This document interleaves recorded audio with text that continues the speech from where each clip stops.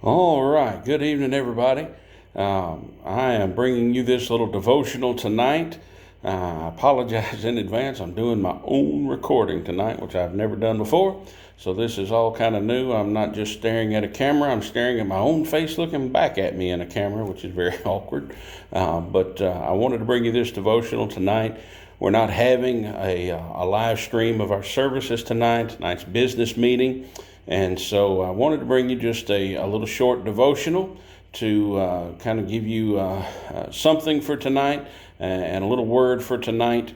And so that'll be posted. We'll have that posted on Facebook. It won't be live, but you'll get this recording today on Facebook. It'll also be made available on the group messenger and on YouTube so that you can go in and watch it in place of a regular Wednesday night live Bible study.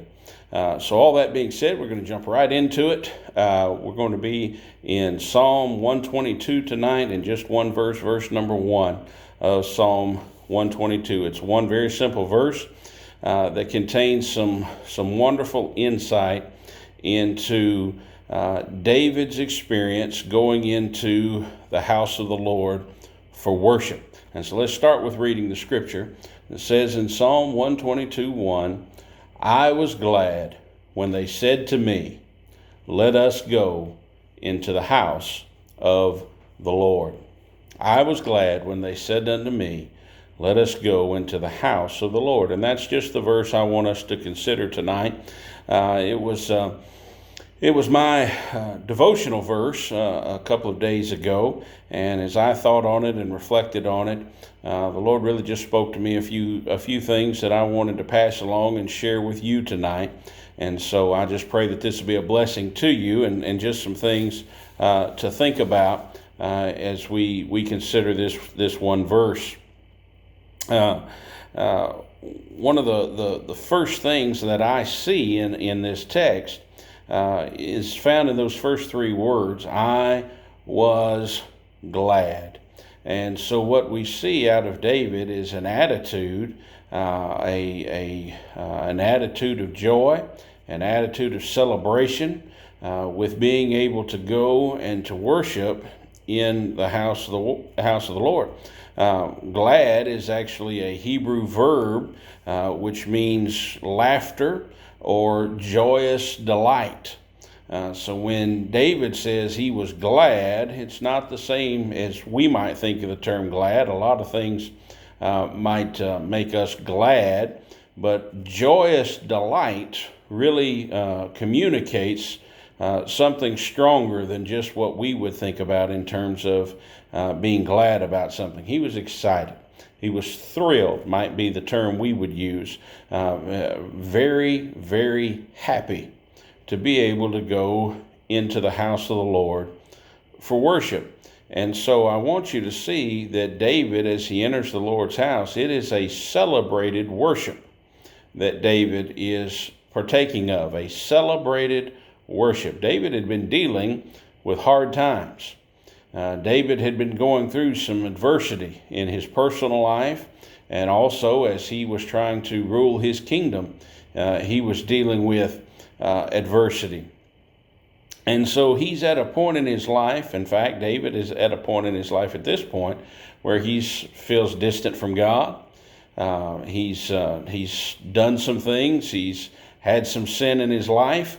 And he's kind of come to a place where he's not where he should be or where he wants to be in his relationship with the Lord. And we can certainly relate to that because there are times when we get in a place like that. We're not as close to God as we have been. We're not as close to God as we want to be. We're not as close to God as we should be.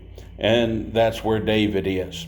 And so those three words, I was glad, I was thrilled, I was excited, I was elated to be able to go to worship, communicates just his real joy, his real sense of joy in being able to go into the Lord's house, coming off of a time in which he's been distant from God and not in a strong place in his walk with the Lord.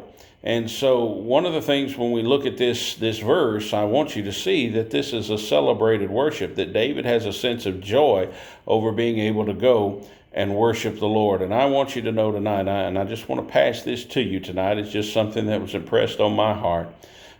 We should never take for granted that we have the freedom, that we have the opportunity to be able to worship the Lord. Now, I know we're doing it in lots of different ways right now, social media and altering our services and doing so many different things because of the circumstances that we're in right now.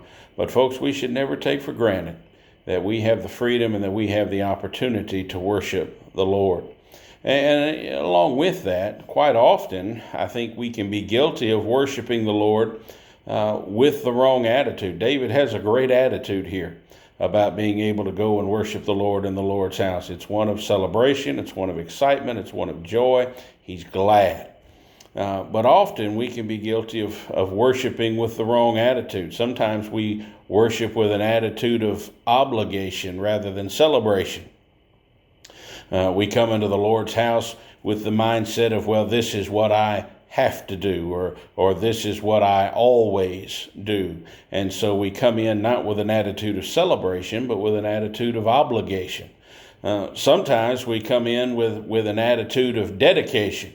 This is what I'm supposed to do. I'm trying to be a good Christian, and I'm trying to set good examples. And maybe if we're a parent, this is what I need to do so that I can show my children the importance of church. And while those things are good and those things are valid, having a sense of dedication to worship is a good thing. If we lose out on our sense of celebration in coming to worship, then we've really missed out on one of the greatest aspects of worship, that it should be a time of joy, that it should be a time of celebration, that it should be something that we look forward to, and something certainly David in this verse was looking forward to. We could put it this way: there was no place David would rather be than in the Lord's house. Now, here's the question for us as we start to worship and come back to church and do the things that we're doing. Can that be said of us? Can we, when we're in the Lord's house, can it be said of us, there's no other place I would rather be than right here in the Lord's house, excited and glad and celebrating worship of the Lord? And if we can't say that, then we really have to check our attitude when it comes to worship. Do we have an attitude of obligation? Do we have an attitude of dedication? Or do we have an attitude of celebration? I was glad. I was excited. I was full of joy when I got the chance to go into the house of the Lord. And that's what David's communicating there in verse number 1. We have to decide, folks, that we have something to celebrate when we come into the Lord's house. And David was excited to be going into the house of the Lord. So he says, I was glad when they said unto me, let us go into the house of the Lord. Now, not only do we see David with a great attitude, and we see a celebrated worship here, but I want you to also see that we find an incorporated worship here. Now, this is where this text could really get tough for us, because notice in this verse with me how it is that David comes to worship in the Lord's house. It says, I was glad when they said to me. I was glad when they said to me. What I want you to see in that is that David didn't decide. Remember, David's in a bad place. David's dealing with hard times. David's not in the best place in his walk with the Lord. And so David did not decide to go into the Lord's house on his own. David was struggling. David felt distant from God. And David says here, he doesn't say, I was glad when I went into the house of the Lord. That's not what David says. David says, I was glad when they said to me, let us go into the house of the Lord. David came to worship in the Lord's house at a tough time in his life because someone went out and found him and invited him in, invited him to come into the house of the Lord. And so that's what David does. He comes and worships because someone cared enough to come to him and encourage him to come into the house of the Lord. David is not just glad to go and worship the Lord. He's glad that someone came and got him to come and worship the Lord. He's glad that someone extended the invitation. He's glad that someone came up to him and said, you know what, David, let's go to the house of the Lord. Let's go worship. Let's go celebrate God. Let's go get into his presence. Let's go get together and let's go sing and pray and praise and worship the Lord. And someone cared enough about David at a time in his life when he really needed it to go and extend that invitation to him. Let me tell you, folks, there are people in our lives, there are people in our community, there are people around us, at work, at school, every day of our lives. There are people outside the walls of the church who aren't in a great place with God, who aren't in a great relationship with him, people who are hurting, people who feel distant, people who feel disconnected from the Lord, and they need help. In fact, what they really need is someone to come along and do for them what those kind people, what those friends did for David. To come along and say, you know what? I see that you're down. I see that you're hurting. I see that you're going through a difficult time. Hey, let's go into the Lord's house. Let's go seek God. And in doing that, we can find some answers. In doing that, we can bring you to a better place. In doing that, you can come into God's presence and be transformed, be changed from your present state, from where you're at right now. Someone did that for David there in Psalm 122 and verse 1. And I want you to know tonight, folks, we need to be those kinds of friends for those around us who are disconnected from God, who are distant from God, who are desperate to get to a better place in their life. And we know the answer. We know it's being in the Lord's presence, hearing from him, being transformed by him, and we have the ability to come alongside people in need and say, hey, let us go into the house of the Lord. So the Lord's house is where people who are in need can find answers for their lives and find peace for their souls. And David understood that. All he needed was somebody to extend the invitation. And David went and said he was glad to go. He was glad that somebody came and got him. And the question for us is, will we go out and find those who need to come into the house of the Lord? And let me tell you, folks, they are there. Right here in our little small country community, in our little rural area, there are folks who need to come into the house of the Lord. They're hurting, they're desperate, they're disconnected, they're distant from God, and they need to come into the house of the Lord. And what they did, they went and got David. They said, let us go. And they didn't tell David, hey, you know what, David? You need church. You need to go to the house of the Lord. No, they went and they said, hey, let us go. They went together. It was an incorporated worship. They worshiped the Lord together. They didn't say, David, you need to go get you some Jesus, like we might would do with people that we see who have gone the wrong path and gone the wrong direction. And they said, you need to get in church somewhere. No, they went and said, hey, come with us and let us together. Let's go to the house of the Lord. That's how we need to approach people, folks, who are distant and disconnected from God. We need to not just say, hey, what you need. No, we need to say, let us go into the house of the Lord. That's why the Lord promised us in his word, where 2 or 3 are gathered together in his name, that he would be in the midst. It isn't because God doesn't honor individual worship. He certainly does honor individual worship. But it's his divine desire that we worship together.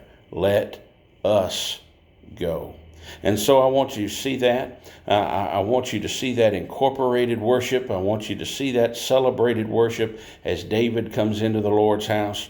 And then see also this, there's a designated worship here. Let us go into the house. God had appointed a specific place for them to worship.